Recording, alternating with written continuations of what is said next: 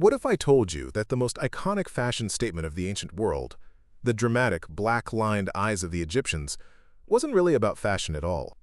What if it was actually a piece of advanced medical technology so effective, we're only just beginning to understand how it worked? Welcome to 10-Minute History. I'm your host, Jake Sullivan, and today we're peeling back the layers of ancient Egypt's obsession with cosmetics to reveal a world where beauty was a form of magic, makeup was medicine, and perfume was the language of the gods. When we think of ancient Egyptian beauty, we picture the golden sarcophagus of Tutankhamun, or the famous bust of Queen Nefertiti, both with those perfectly drawn, almond-shaped eyes. For centuries, we assumed this was all about aesthetics, an ancient version of Gucci and eyeliner, a way to look good in the harsh desert sun. And on one level, we weren't wrong. But that was only a tiny part of the story. To understand why a farmer, a priest, and a pharaoh all applied makeup every single day, we have to understand the world they lived in. Egypt was a land of brutal contrasts. You had the Kemet, the fertile black land around the Nile that gave life, and the Deshret, the vast, hostile red land of the desert that threatened it. The desert meant a relentless, scorching sun whose glare could blind you, and hot winds that carried abrasive sand and disease-spreading flies. So the first reason for makeup was simple survival. The black eye paint, known as Kohl, and the green eyeshadow, made from a mineral called malachite, acted like the world's first pair of sunglasses.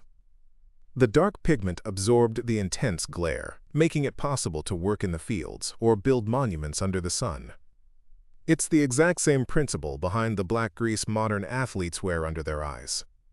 They also believed the thick paint created a physical barrier that kept flies from landing near their eyes, which was crucial in a world where bacterial eye infections like trachoma, a leading cause of blindness, were rampant. But this practical protection was fused with a deep spiritual belief. This is where it gets really interesting. The Egyptians' central myth was the story of the sky god Horus battling his chaotic uncle Set. In the fight, Set gouged out Horus's eye. The eye was later magically restored, becoming known as the Wedged Eye, or the Eye of Horus. It became the ultimate symbol of healing, restoration, and wholeness. So when an Egyptian man, woman, or child applied Kohl, they weren't just putting on makeup. They were performing a daily ritual, magically transforming their own eyes into the divine, protected Eye of Horus. It was like wearing a powerful amulet directly on your face to ward off evil, danger, and disease. For years, historians figured that any medicinal claims were just part of this magical thinking. Then, in 2010, a team of French scientists at the Louvre decided to test it. They used advanced chemistry to analyze the contents of 52 ancient Kohl pots from the museum's collection. They found what they expected. The main ingredient was galena, a dark gray lead sulfide. But they also found something that absolutely stunned them. The Kohl contained two other lead compounds, laurionite and phosgenite, which do not exist in nature in Egypt. This meant the Egyptians were deliberately manufacturing them through a complex, month-long chemical process. But why go to all that trouble? The scientists had a wild theory. They applied very low subtoxic doses of these lead compounds to human skin cells. And what they saw was incredible. The cells responded by producing a massive, rapid burst of a chemical called nitric oxide. Today we know that nitric oxide is a key player in our immune system. It acts as a first responder, telling our body to send in the troops, the germ-eating cells that destroy invading bacteria. In ancient Egypt, a land plagued by bacterial eye infections, the daily application of this special Kohl would have kept the immune system around the eyes on a constant state of high alert.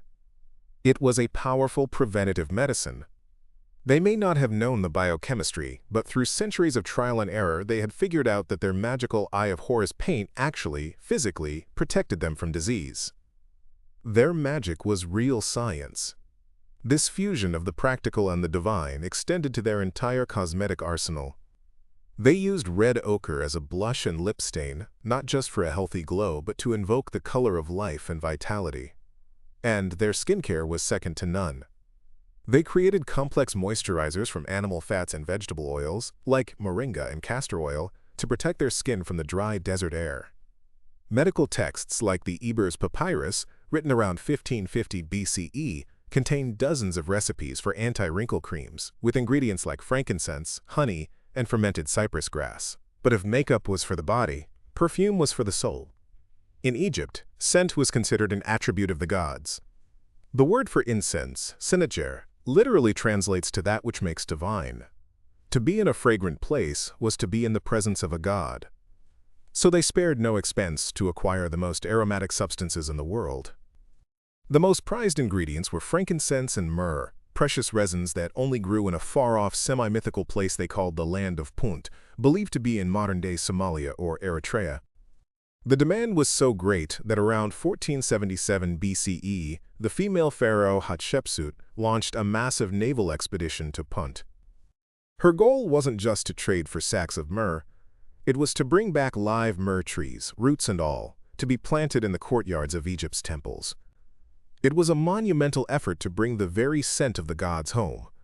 They used these ingredients to create legendary perfumes, not with alcohol like we do, but by steeping flowers, herbs, and resins in hot oil and then pressing every last fragrant drop out in a cloth sack. The most sacred of these was kaifi, a complex incense blend of up to 16 ingredients, including myrrh, cinnamon, juniper, and honey, which was burned in temples at dusk to create a tranquil atmosphere and send prayers to the heavens. And maybe the strangest use of perfume came in the form of the unguent cone. For years, Egyptologists were puzzled by tomb paintings showing banquet guests with a cone-shaped object on top of their heads. The theory was that these were cones made of scented animal fat or beeswax. In a warm, crowded room, the cone would slowly melt, releasing its fragrance and casting a perfumed, glistening sheen over the wearer's wig and shoulders.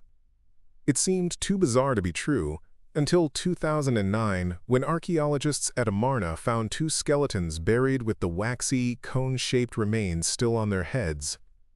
They were real. Imagine going to a party with a stick of scented butter on your head. For the Egyptians, that was the height of luxury. This culture of beauty was also a powerful political tool. No one understood this better than the last pharaoh, Cleopatra VII. In 41 BCE, she was summoned to meet the Roman general Mark Antony. Her kingdom's survival depended on this meeting. Instead of arriving as a humble supplicant, she staged one of history's greatest entrances. She sailed up the river in a magnificent barge with purple sails and silver oars. But her masterstroke was sensory. She had the sails of her ship drenched in so much perfume that, as the historian Plutarch wrote, the scent drifted to the shore long before the barge was ever seen. She was weaponizing fragrance, using the ancient Egyptian belief in divine scents to present herself not as a queen, but as a living goddess. Antony was captivated, and her kingdom was saved. The legacy of these ancient rituals is still with us every single day. When the discovery of Tutankhamun's tomb in 1922 sparked a wave of Egyptomania, the flappers of the 1920s adopted the heavily lined vamp eye. That look was cemented by Elizabeth Taylor's portrayal of Cleopatra in 1963, and it evolved into the cat eye and winged eyeliner styles that are still hugely popular today. Every time you see that iconic look, you're seeing an echo from the banks of the Nile 5,000 years ago. So the next time you see a picture of an ancient Egyptian, look past the gold and the grandeur. See the scientist, meticulously crafting a preventative medicine. See the priest, creating a sacred atmosphere with the scent of kifi. And see the everyday person, drawing a line of kohl around their eyes and, for a moment, feeling as whole, healthy, and protected as a god. So what are your thoughts on this? Does knowing the science behind the kohl change how you see Egyptian culture? Let us know down in the comments. If you found this interesting or learned something new, please give this video a like and don't forget to subscribe to 10-Minute History for more deep dives. Thanks for listening.